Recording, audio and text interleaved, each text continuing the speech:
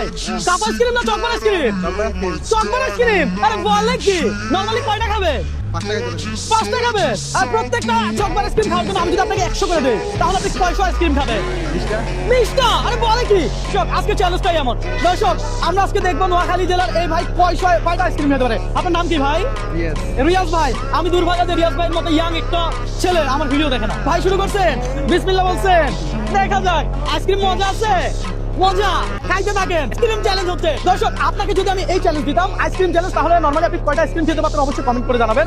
যত খুশি তত খান। আমার এই ভিডিওটা দেখলে একটু কমেন্ট করে জানান। সে মাশাআল্লাহ আরেকটা ছিলতেছি দর্শক। এই ভাই চকবার খাচ্ছে, চকবার। আহা কি মজা। ভাই মজা তো এক এক কালার। আহা কি সুন্দর। তাহলে কয়টা শেষ করছেন?